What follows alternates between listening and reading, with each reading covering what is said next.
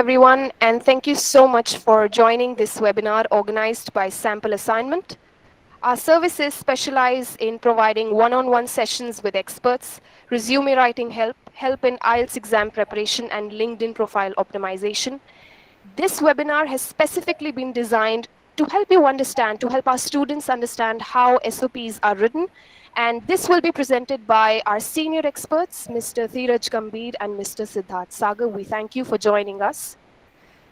Now, this will last for 60 minutes, this whole webinar, and the last 10 minutes would be a Q&A round where you can put forward your questions. You're most welcome to do that. Just in case you have any burning question right in between the webinar, you can just raise your hand and we'll address the same. Also, I request everyone to come on their video to make this session as interactive as possible. And handing over to you, Mr. Siddharth Sagar and Mr. Dheeraj Gambhir. Without taking much time, we should begin this webinar.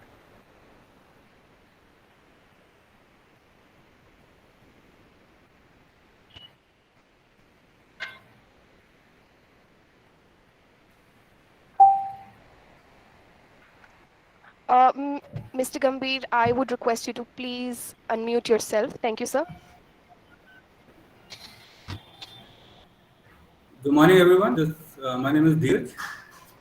We'll be basically taking this webinar to discuss about how to write effective winning SOPs, which can revive your college dreams, which can make you get into your dream colleges, and thereby your dream careers. So I'm joined here with Mr. Siddharth Sagar. Myself, I'm a content marketing professional working for the last 10 to 12 years in the same industry. Mr. Siddharth is also a content strategist.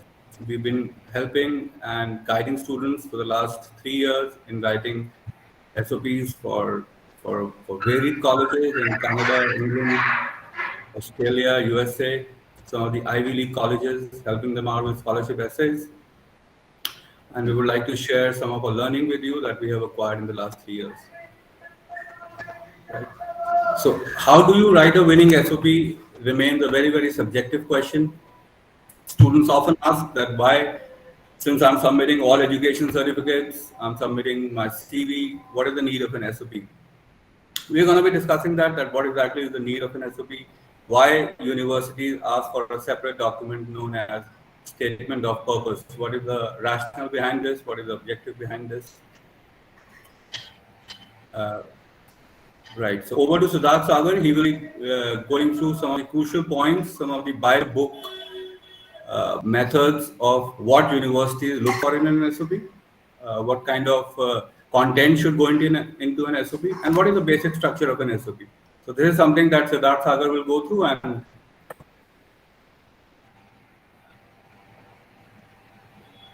on the other side of this presentation, I'm going to come back again and share some of my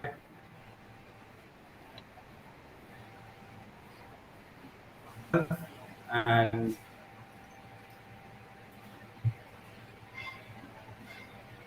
at the same time using some kind of content writing techniques that can make your SOP seem better than others. So over to Siddharth Sagar.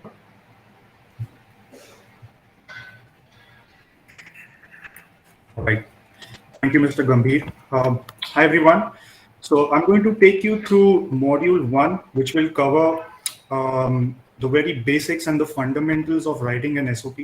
So we'll first talk about what is an SOP, and then we'll move over to going over the format and structure of writing the SOP. So I'm going to share my screen with you. We've prepared a presentation.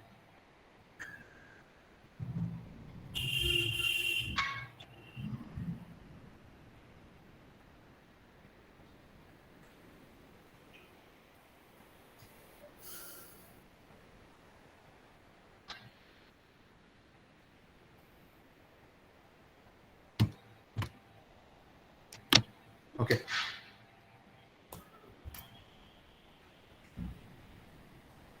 So let's first recall what a statement of purpose is. A statement of purpose is a brief and a focused statement about one's career and research goals. It's a vital document when you apply for admission to universities overseas, whether it's a professional program um, or a let's say maybe a professional program or yeah.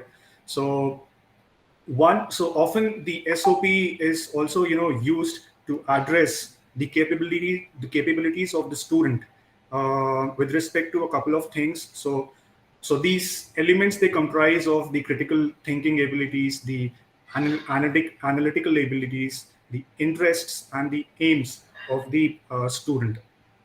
So if you want to write a good SOP, you need to communicate with the admission committee, and most admission committees will look for a short and a crisp and a ideologically written SOP. So now let's move over to the structure or how to format your SOP. So any ideal SOP or a standard SOP will have at least 7 components. So the 7 components are the introduction or the anecdote, academic and professional background. Then there's extracurricular activities or social work. Then comes the 3 most important sections: why this course, why now, why this university, and future goals. So throughout the SOP, you need to be very much focused on the future goals, and the last section of the SOP will be the conclusion. So I'm going to quickly describe and give you an overview of how to draft each of these components. So starting with the introduction or the anecdote, this is obviously the first paragraph of the SOP or the first component of the SOP, and it should relate to an interesting story. It should be, relatively recent, maybe maybe one of your personal experiences or a significant event that shows how your attention was directed towards this particular program. It should also briefly refer to your motivation, maybe your motivation, your unique ideas. So you may not need to describe them in detail, but you just have to mention them in a couple of sentences, in a couple of lines, just a hint of them, so that and all this finally leads to your program. Next, we have the academic and professional background.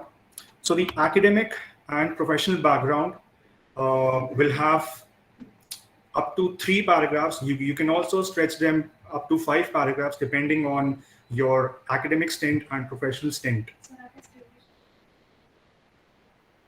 I'm not able to share my screen. Yeah. Sorry about that. So the academic and professional background. So as I said, that you can write up to 3 to 5 paragraphs depending on your academic stint and professional stint. So in all these 3 paragraphs, you will write about your motivation, the skills and the knowledge and the expertise in your field of work. In the next couple of paragraphs, you should describe your undergraduate and professional experiences in a chronological manner.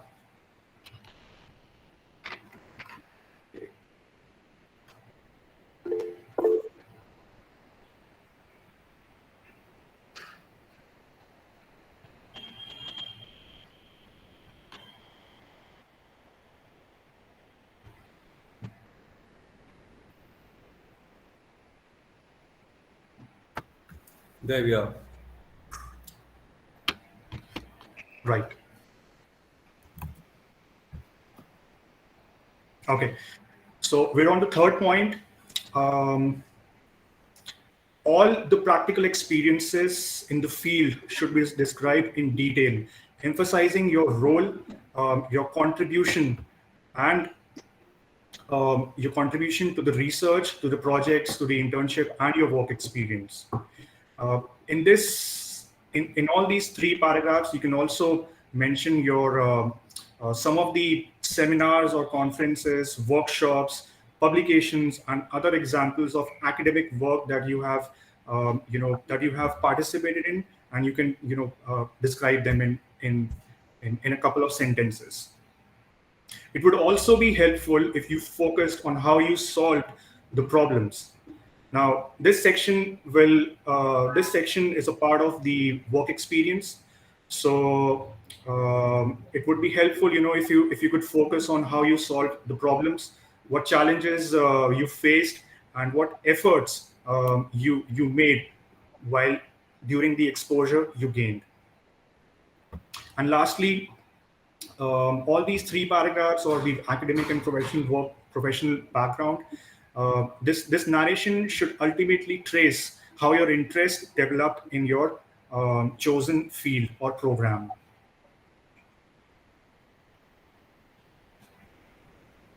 Okay.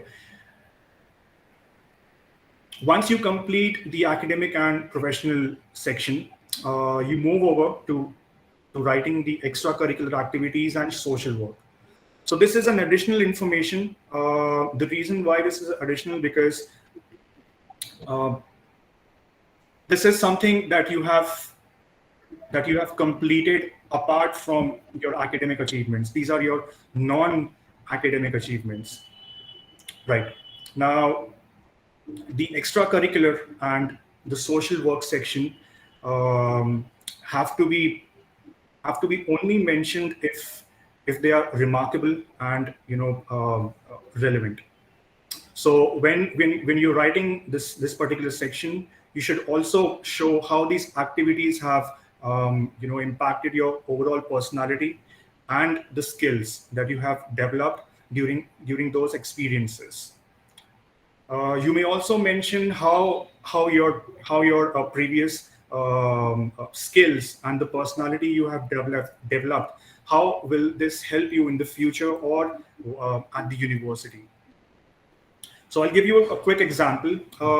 Let's take, if you're applying for management or let's say analytics related programs, you may have to describe some of the leadership and mathematical capabilities that you have developed recently. So this can be either in academic or non-academic context, such as leading curricular projects or organizing fests or workshops, public speaking, and etc. So other few examples include you may have participated in inter-college competitions, or you may have won a few inter-college competitions. You may have started a club, or organized an activity, or maybe launched a new business. So if necessary, you may also include important personal experiences that have led to important decisions, and such information can be placed anywhere in this SOP.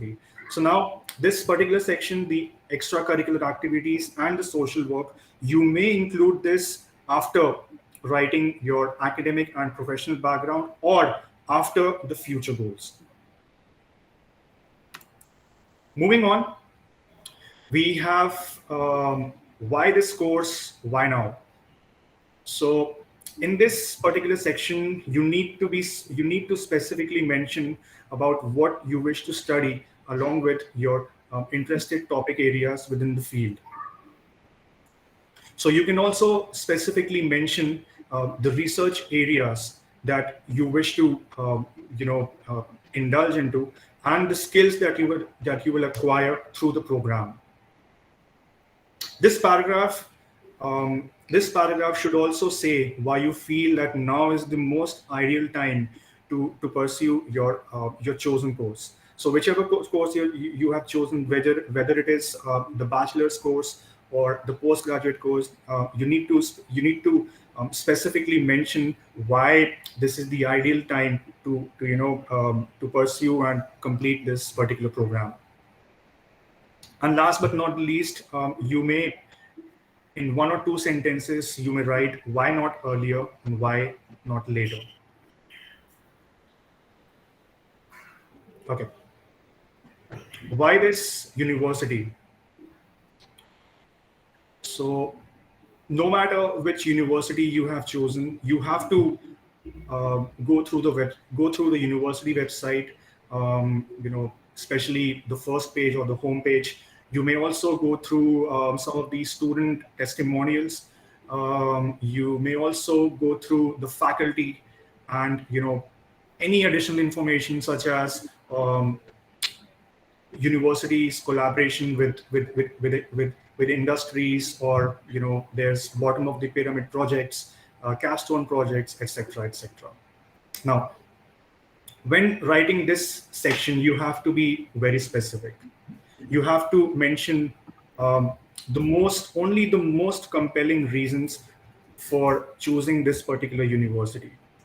You have to follow this by mentioning 3 to 4 subjects from the curriculum that are akin to the learning goals that you have completed um, uh, during your previous studies.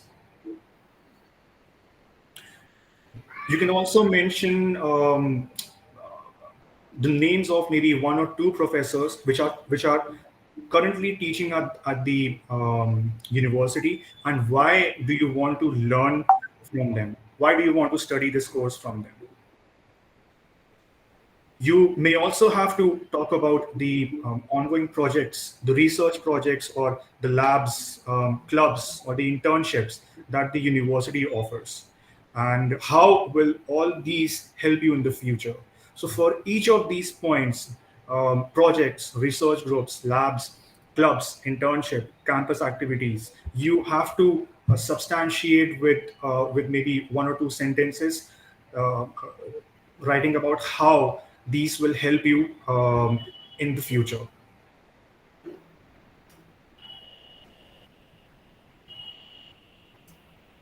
Now, coming to the most important part of this section, the most important part of the SOP, which is the future goals or the purpose.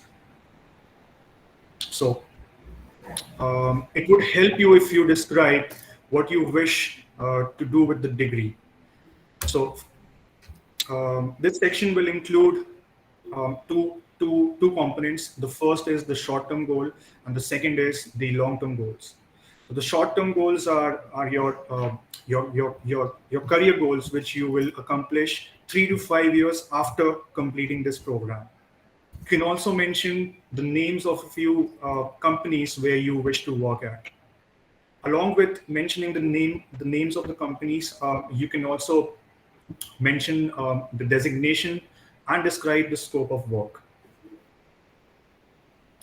Now, all these descriptions have to be very specific, and you should clearly state the work, the areas of work, the industries, technologies, subjects, and the projects that you have chosen. This leads to the long-term goals, which is 5 years down the line after completing the program and after you achieve the short-term goals. So the long-term goal is that part of the future goals section, where you will describe where and what you want to work at. It should end with a description of the career vision and what impact you want to visualize yourself having on the industry. So for any research related career goals, you should specifically mention a few topics, methods, and the desired results you wish to achieve. So with this, we complete the future goals and the purpose, which is the most important part of the SOP. Now, coming to the last section of the SOP, which is the conclusion. Here you will recall why you are excited about the program and how you feel it will enrich your life and make you move towards your goals. You can also mention how you will contribute to the student community. So this can be done by explaining, this can be done by explaining some of the um, experiences that you have gathered previously, and some of the technical expertise you have gathered during your professional stint, and how you will help or share all these knowledge and skills with the student community. So with this, I complete the module 1, which was the overview of writing the SOP.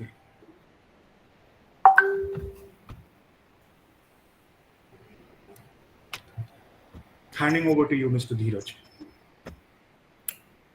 Thanks, Siddharth. That was indeed very enlightening.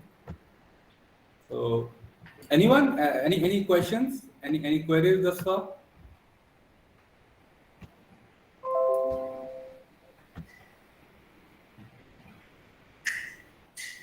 And also, like, what kind of things you're expecting to learn from here? Any particular question that you have regarding any doubts that you're facing regarding an academic SOP? A statement of purpose for admission purposes?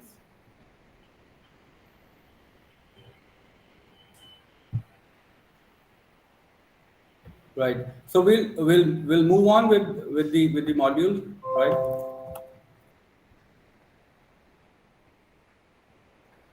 We call this a guide for students, SOP Writing 101. Can everybody read this clearly? Yeah. Yes, sir. Right. So Siddharth has given us a very, very good and a very comprehensive structure as to what needs to be in an SOP.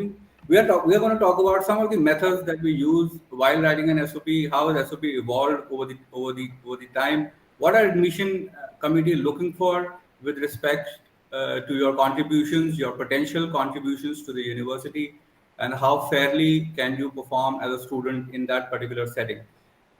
Why this is important for international students? Because universities understand that you come from different cultural backgrounds, different socio-economic backgrounds. Your way of life may or may not be different from the target country that you're applying at. So it's very important for universities to understand you as a person, your personality, your capability to collaborate. That is why a SOP is very important. In most cases, you will see that universities lay as much as 30% weightage to your SOP document. So some of the things that we need to stop doing is starting our SOP with a quotation. It was a good idea in 2001, but it's a very, very bad idea in 2021. So my recommendation is you don't start a quote with you don't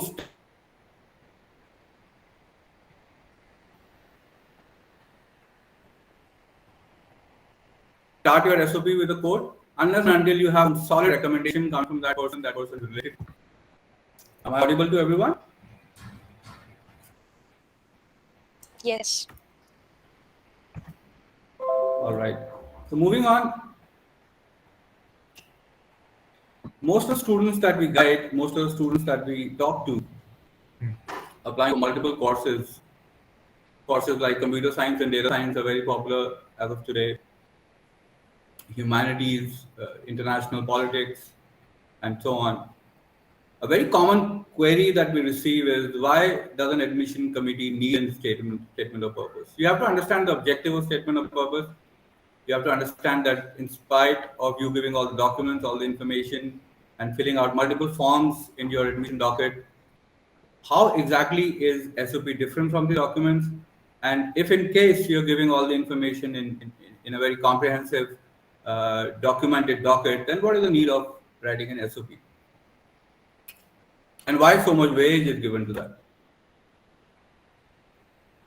So in most cases, like I mentioned earlier, and like Siddharth emphasized on a lot of points while writing your rationale to understand, to define why you want to get into that university, why you want to get into that course, what are your social and extracurricular achievements, why this course will so specifically help you in achieving your future career goals.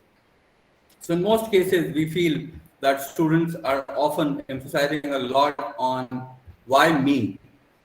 Why should I get admission to this university? Why should I be able to undergo this master's? Why should I be able to undergo this advanced diploma? Why should I be admitted to a certain PhD program? But what we recommend, and when I say we, I mean collectively the brain hive of the experts at sample assignment. The approach that we recommend is why not you, right? The university has to have a certain student community, and why not you will somehow take pardon from an elimination method when admission committee is reviewing your application. So we recommend that you write an SOP wherein using a very strong rationale of why not you. We will discuss this with examples going forward. So again, just to reiterate what Siddharth very comprehensively pointed out is the basic structure of SOP. You start with your introduction, you give a very strong academic rationale. You tell about your education and your family background to give admission committee a glimpse into your life. How have you evolved as a student? How have you performed as a student? What are your extra and co-curricular participation, if any? What is your professional background? If you have some kind of work experience, internship experience, in most cases, you will see that undergraduates from India will have some internship experience. It is very important that you very effectively elucidate that industry experience in your SOP so as to the admission committee understands that you are well aware of the work patterns and the workflows in the corporate world. Of course, a very, very crucial point here, in most cases, not in every case, but in most cases, you will see that the admission committee has a big question. That why are you not pursuing this course from your country? Why a foreign country? A very logical question, because it doesn't make sense to go thousands of miles away just for educational purposes, unless you have a very strong objective there, unless there is a course which is not taught in your country, unless there is a certain research lab which is not available in your country, and those are very, very few cases. So you have to be very, very objective, rather subjective in telling the university committee, the dean of admissions, that why do you want to pursue from that particular country, and why it is a better choice than your own domestic land of birth. Moving forward, the same kind of rationale applies to why college.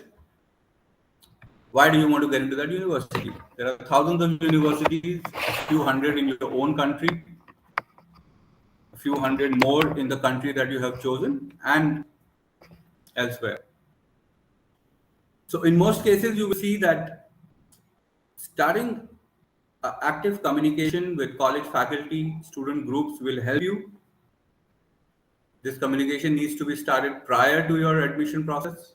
So you have a clear idea as to what this university is all about, how students self-work, what are the important clubs that you can contribute to, and so on.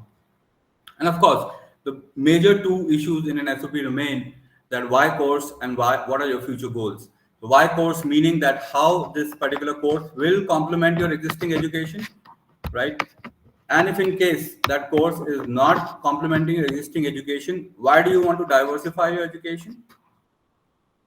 And then the same rationale to be continued in terms of your future goals. What are your future goals? How will this course help you in your future goals? It is always recommended to use some kind of anecdotal evidence here. So, for example, if you're a professional, you have to tell them that this particular course will help you in learning these particular skills, which will help you in gaining or removing the drudgery of professional experience. It will help you in achieving your coveted professional profile in the shortest time possible. Right. How we recommend to reflect this is in form of a certain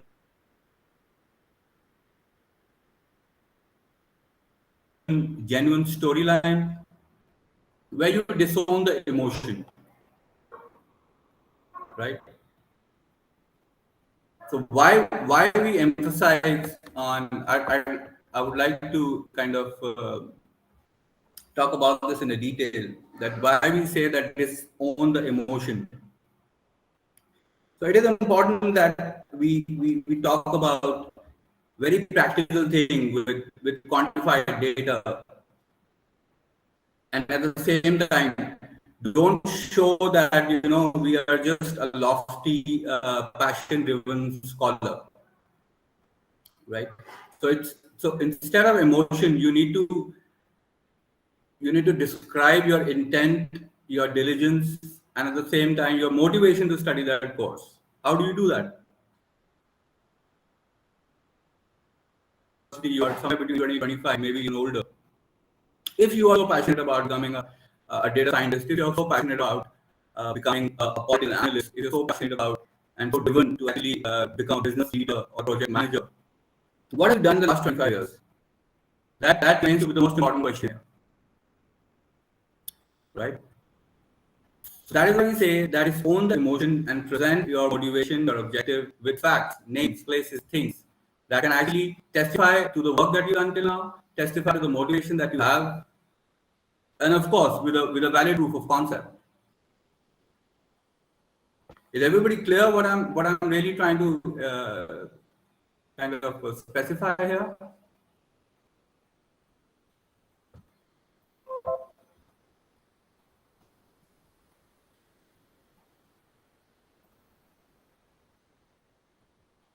So we have some new faces here. Farah, can you hear me? Do you agree with me?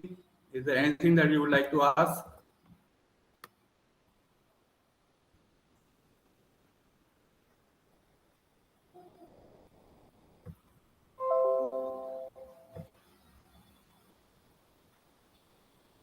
Siddharth, would you like to add something here?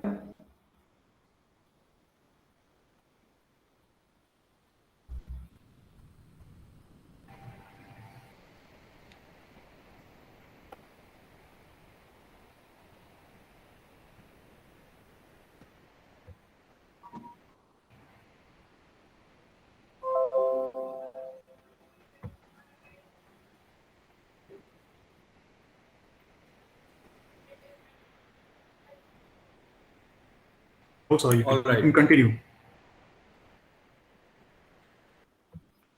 Moving on, let's talk in a little detail about the things that Siddharth discussed. Am I audible to everybody in this group? Am I audible to everybody in this group? Yes, sir. Yes, you are. Mr. Mir, sorry, am I audible, right?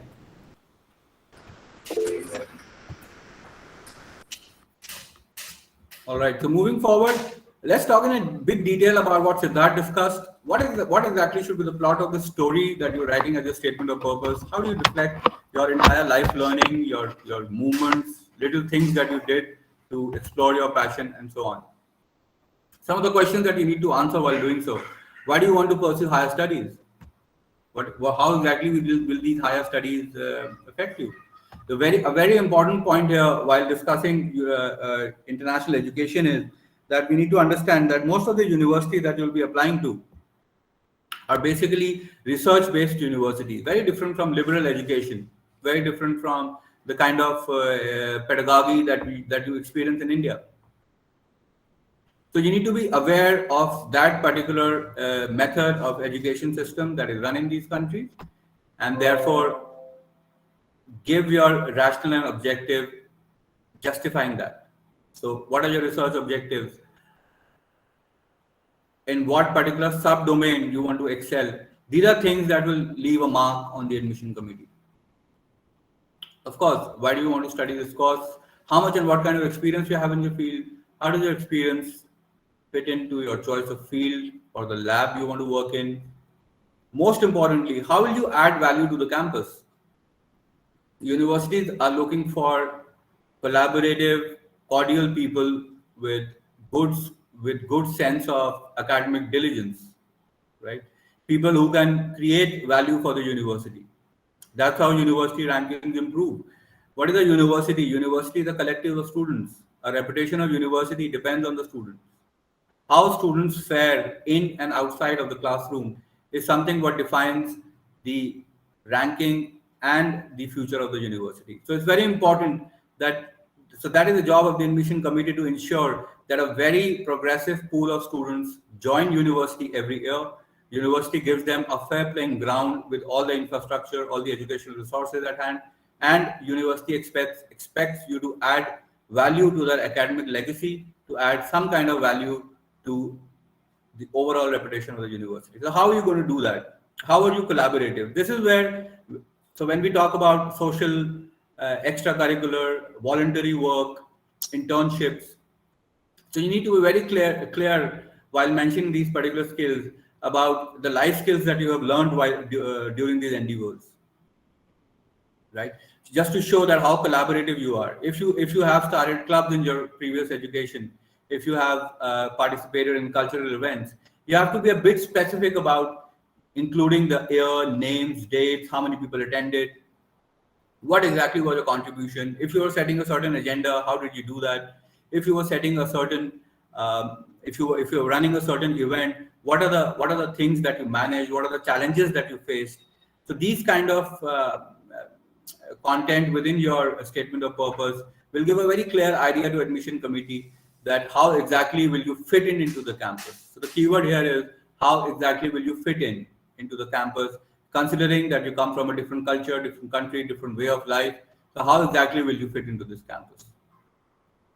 One more noteworthy thing here is that if you have already researched about that particular campus that you want to join, and if you feel that there is a lot of plural cultural diversity in that particular campus, it is prudent to add that in your statement of purpose, because you are going to be going to enhance that plurality, you are going to enhance that diversity in the campus, and of course with one or two liner of how you're going to do that. Right. Coming back to academia, you need to mention if you have any specific research ideas today or for tomorrow. Right. It could be a certain idea that's growing in your mind for a while, a certain idea that you developed while doing something, while doing some kind of a certificate course, while undergoing the curriculum of your previous education. Any idea that you may find unique and is yours, it is always good to mention that specific research idea and complement it with the fact that how learning in that university will allow you to groom on that idea, to work on that idea, and to build upon that innovation that you have currently in your mind. And eventually, how studying at university and getting an MSc PhD degree will help you to achieve your goal. So by goal, we mean here a career goal and a vocational goal. How will this help in your career? What kind of positions you'll be able to target? At times, universities will often also look for a certain statement that defines the ROI. University understands that when you choose to undergo international education, you're actually undergoing a very significant cost to your education. So it is only wise to justify that cost. What will be the ROI after doing that university? What kind of job roles will you be targeting? What kind of monetary package will you be targeting? Are there any particular fields, any particular companies that you're really keen on working with? Is there any particular industry that you want to join, and why? How exactly do you transform that industry? Right. So a very recent case wherein the academic objective of the student was to understand the smart supply chain in terms of data analytics and business analytics, and he had a very clear future goal. His future goal was to basically subsidize the cost of the waterways between the East Asia and West. So this is what he wanted to work on. He wanted to work on a smart supply chain that could minimize the cost of transporting industrial and commercial goods between East Asia and Western countries. And he was very clear about his idea. He gave a lot of details into his statement of purpose, as to what is the current scenario, what are the current costs. So these kind of objective details will undoubtedly leave a very very positive impact on the admission committee, because they know that what you're talking about, you're aware of your current of your about the domain that you want to study in, you are very well aware of the academic discipline you want to get into, and you have some very concrete future plans.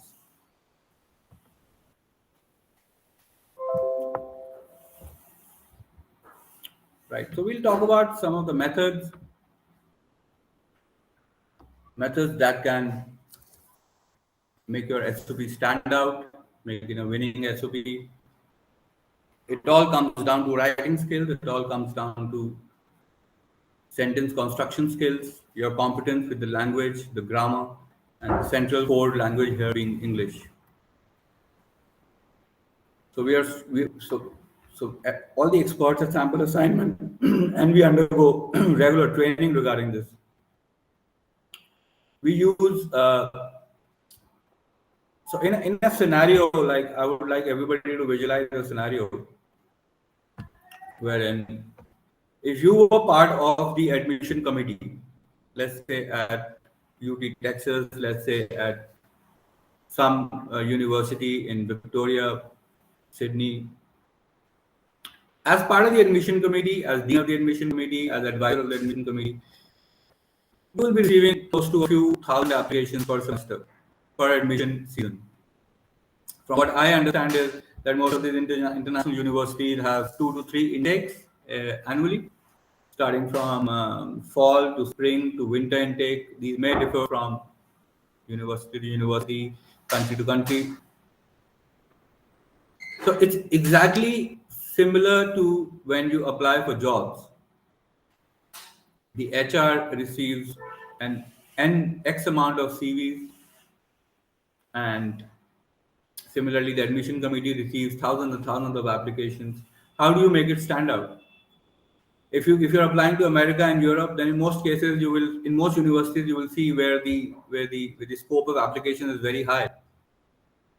So they have a set process known as ATS, which is an automated filtration of SOPs, wherein a bot will filter out the SOPs first, and then only the selected SOPs after the ATS process will actually go down in physical hands of admission committee.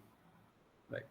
So if your SOP is run-of-the-mill SOP, when I say run-of-the-mill SOP, I don't mean that it's a bad SOP. It may be a good SOP, but you may have used very cliched methods to create an SOP, and your SOP is not even able to clear the first filtration round, which is performed by machines. So there, your chances are nil. Because unless and until your SOP is filtered out and finalized for a manual check, unless and until a learned human in the admission committee goes to your SOP, you have no chances of getting into that university, right? Especially if it is a good ranking university. So that's why we use we recommend to leverage content writing skills. How exactly do you do that? Let's find out. The first paragraph, the first few lines of your SOP are something that are going to make the biggest impact. Something like a first impression. So we strongly advise that the introduction of your SOP should act like a hook to the whole story. The introduction of SOP also can be termed as the academic rationale. How do you make your academic rationale to sound rational? This is something that we like to discuss here. Over the 2 to 3 years of guiding students for writing winning SOPs with sample assignment, I myself have personally gone through a lot of transformation, a lot of evolution while creating these introductions and statement of purposes. Right. So just mentioning a passion, an incident, an event, or just a zeal is not enough. So most of the cases when students ask me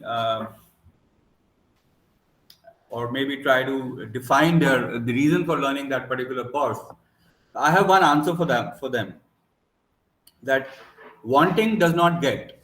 Just because you want to learn something, that doesn't make you eligible to learn something. You have to go a bit, you have to delve deeper, you have to be a little more comprehensive in terms of explaining your want, explaining your dreams, and thereby explaining the skill set and the knowledge bank that you have created to enable that ease of learning. So I'd like to again say this word, enable and ease of learning.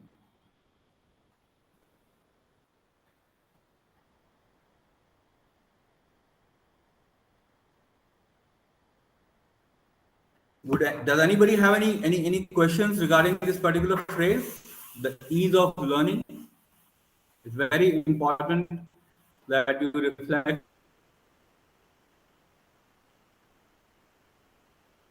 this in your statement of purpose. So, an ease of learning would mean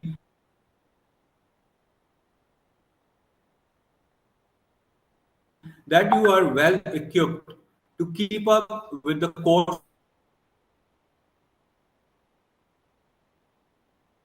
that you are Sir, your voice is not audible. applying to. Reason being that the university doesn't want students who would hold back the speed of the course module that they have planned out, who it may hamper the speed of the entire class because the professor may want to keep everybody at the same pace, at the same learning level. So,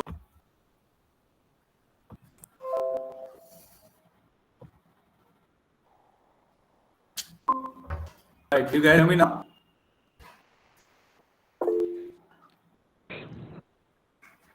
Right, sorry for the interruption. Hope I'm audible to everybody now. Yes. Yes, sir. Thank you. All right. So, like I was saying, that the very important point to include in your SOP is to actually convince the admission committee about that your skill set, your knowledge bank acquired to the date of you applying to the admission will enable an ease of learning while you're at the college. Reason being that you will not hold back the entire class. Reason being that you will not be an odd one out in the class, or you will somehow affect the pace of the course modules that your university has already planned, right? Every university has a syllabus, they have a certain course module that they want to stick to at a certain speed, which is also known as credit hours in the international university. So credit hours meaning the amount of hours you will undergo classroom learning, right? So it is prudent only that you are able to kind of define and explain your skills, which will enable an ease of learning right within the introduction. So you have very clearly defined the reason why you want to undertake that particular study program. What is your zeal? What have you learned in the past few years? Just because you want to do something, you're dreaming of something is not enough, right? What are your achievements? So very shortly, in a line or two, you have to basically tell them about your education, profession, any particular achievements in terms of merit scholarships, in terms of being a finalist in a hackathon, in terms of being a finalist in some extempore, anything that can basically reflect that you have been academically active, academically gifted for that matter, and somebody who is at ease when acquiring new knowledge. Very important point here is proof of concept. Who else agrees? So when you tell them a certain incident of where you were a finalist, or a certain incident where you got a special mention, or a certain research paper that you got published, it gives you a valid proof of concept. It gives a valid proof of concept to your learning, that because you got an award, because you got an award during internship or during work, or because you got a merit scholarship, or because your research got published, there's a valid proof of concept that you know what you're talking about. Again,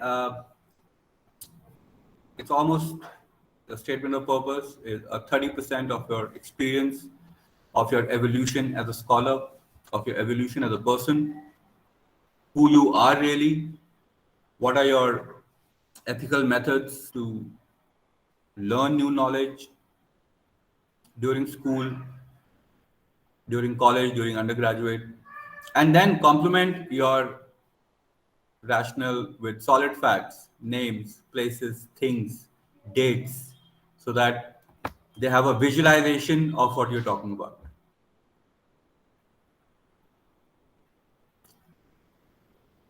So when we're talking about a hook or an academic rationale that we are basically writing to impact, to leave a positive impact, there is a certain example I'd like to show here. So this is a true story of a very passionate student. Nothing wrong in both examples. whereas the evaluation of these examples, I will leave it up to you. What I'm going to show here is my take. So this particular student wanted to undergo flight training in one of the premier institutes, flight training academies in Canada, in the Toronto region. And this is what he came up with. The SOP that he had prepared, which had come to us for evaluation, was started something like this. I want to be a pilot because as a kid I was mesmerized with kites. I've always wanted to fly in the skies and thus want to apply at a prestigious pilot training academy. I have a good understanding of physics and mathematics, and I'm physically capable of being trained as a dependable pilot. Therefore, I request you to accept my admission application at your prestigious pilot training academy. Nothing wrong in it, a very genuine passion. And because I personally spoke to the student, I can testify to the fact that he was genuinely passionate about flying. As somebody who's fresh out of post-secondary education, his understanding was good enough as far as the related physics and mathematics required for a flight study program. So for those of us who are not aware, a flight program is actually a series of trainings. So nobody gives you a commercial pilot license straight away.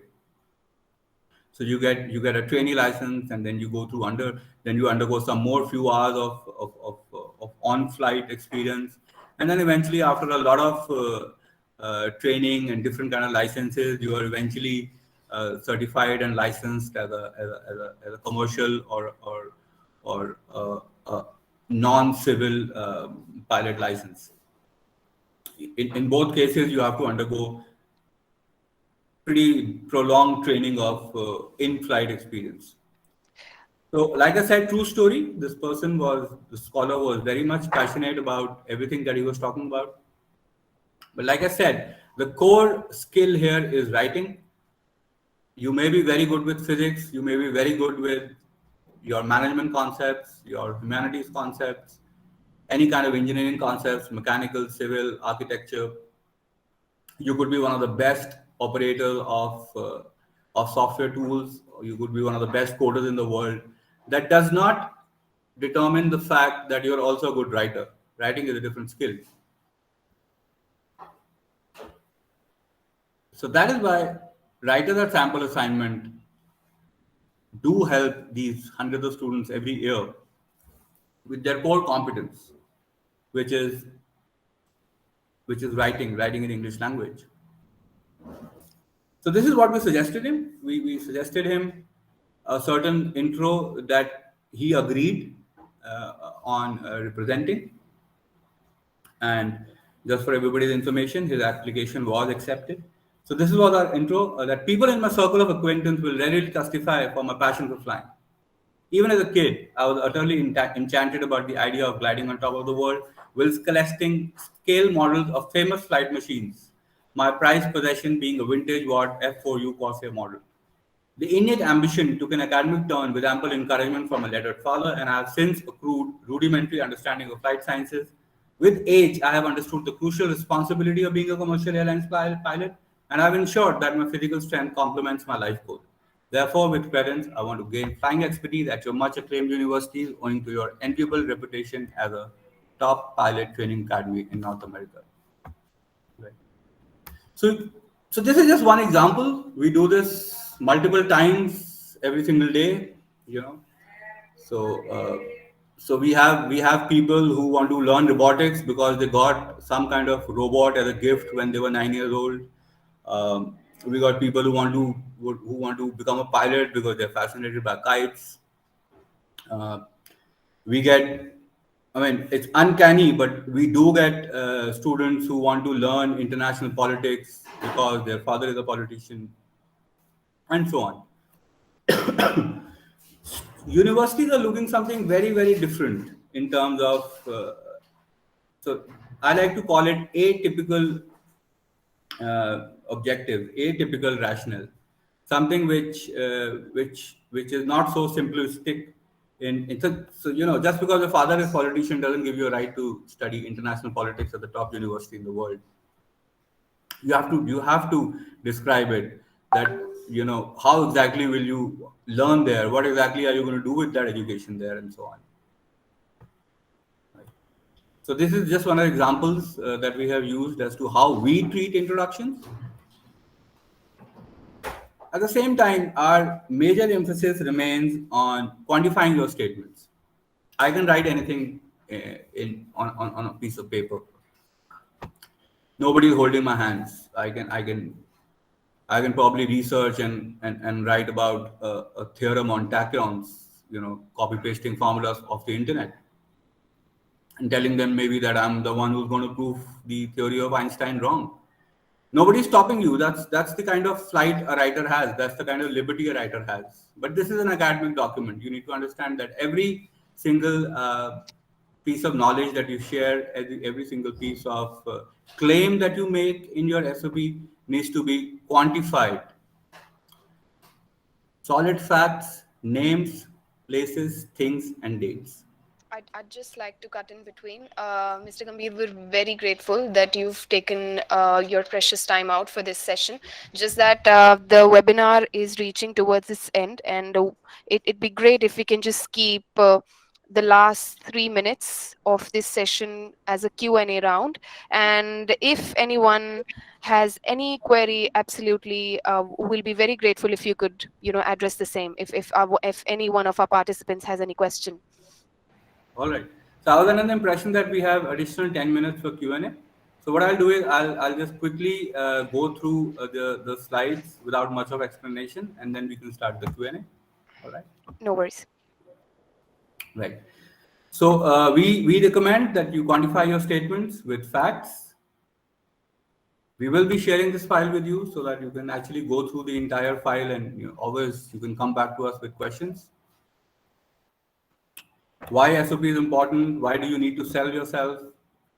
How specific you should be while writing an SOP? You know, avoid giving redundant information.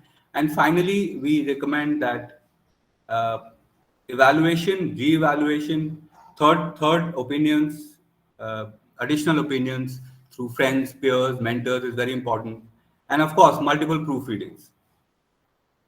Unless and until you feel that the document is perfect as per your understanding, take your time before submitting it. Yeah. Right, Aisha, we can go through with the Q&A round.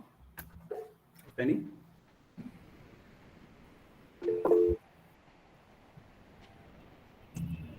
Yes, Buddhish, sir?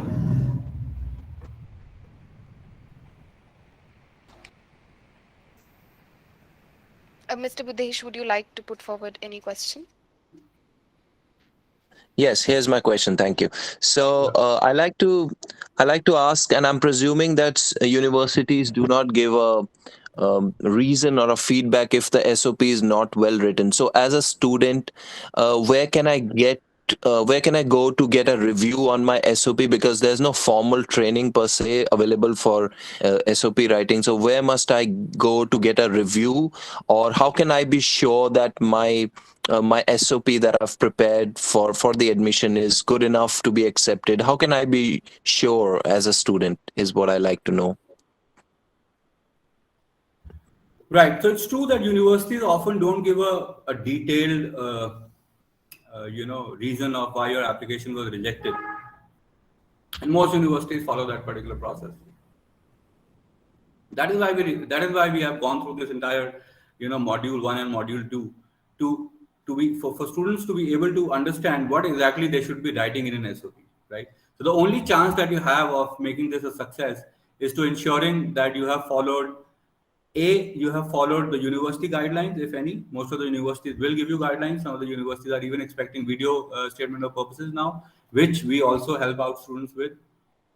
Most of the students, some universities, especially in management courses, specific management courses like international business relations and so on, would ask you a certain set of questions. They will give you a certain set of questions to write essays on with a very strict word count, because you are only allowed to submit these essays online, so you don't have any scope of including even one single word, because that particular window will only accept that many words, right?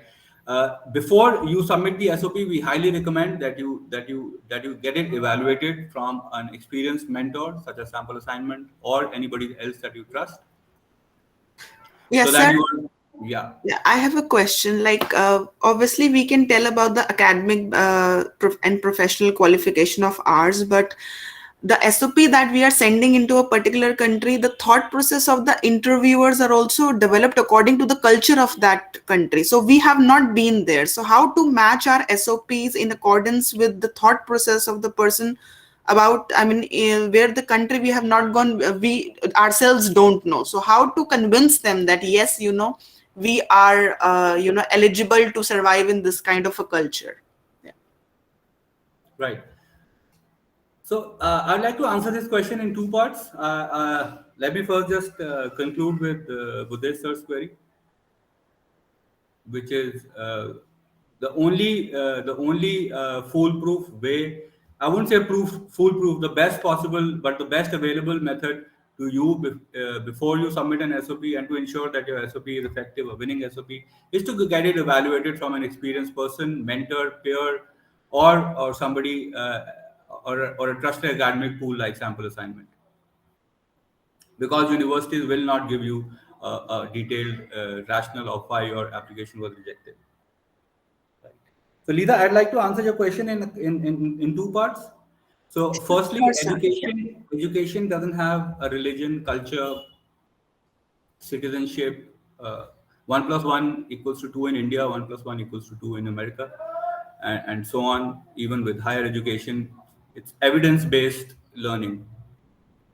So as long as you are able to justify your academic prowess, as long as you are able to justify that you are mighty eligible to complement the course that you're applying for. So, for example, if I have three years in my engineering education in India, and now I'm applying at MIT, obviously MIT will reject my application unless and until I have some very specific research goal that can only be achieved in an MIT, and then again I have some valid proof of concept in my past academia to define that. So as far as your academic qualifications are concerned, as far as your academic eligibility is concerned, you need to describe it with a very quantified set of details as to. So normally we recommend is that when you're explaining your academic qualifications, you go back to at least your 3 to 4 last academic qualification. So for example, if you're applying for master's, starting from high school to intermediate to what you did in your undergraduate, and defining the entire scope of learning during these scholarly years would work in your favor. The second part of the answer would be you're basically talking about coming from a different culture. How will you fit into that particular culture, and so on. So for this, the most primary point here is the medium of language, right? You're going to be going to an international university where English is the first language, from a country where English is the second language. So for that, universities have set parameters of some exam scores like TOEFL, IELTS, Duolingo exam, where university will demand a certain score. So, for example, if you're going to Canada, your minimum qualification to apply at a Canadian university would be a 6.5 overall band score in IELTS. If you have anything below 6.5, most universities will reject you, barring a few liberal education universities. And as of course, the higher your score is, the better your probability to get into your admission. So, for example, if you have 7.5 in your IELTS, it really gives a good impression in your SOP and your chances of getting admission in that university. Why we mention to add extracurricular, social, voluntarily participations, collaborative participations, why we emphasize on adding in detail about the kind of experiences you had while at college, while at work as a person, what you learned from that, is because it's for the very point that you need to describe in your SOP that you are a collaborative person and you are flexible enough to work with people, to work in a different culture. Most of the universities, international universities, you will find a very strong pool of international students. So your cultural difference, which you're calling your cultural difference, is actually a plus point for you, because universities are also looking for that kind of socio-economic diversity in their student community. Thank you, sir.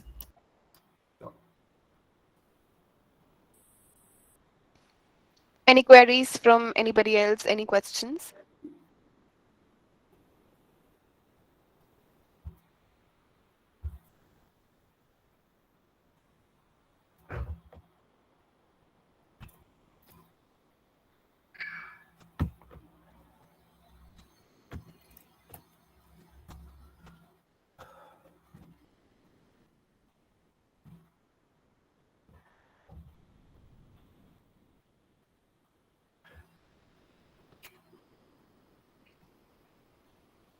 So, Mr. Dheeraj, would it be right to say that SOP document or SOP is a formal document of writing, and it be compared to a resume? Because resume, we understand that a resume is a formal piece of writing that we present to our potential employers. Can a SOP be compared to a resume in the sense that does it count in as a formal piece of writing, or can it be informal as well? Right. So a very, very common query. I'd like to just show one slide in order to justify that query of yours. Right.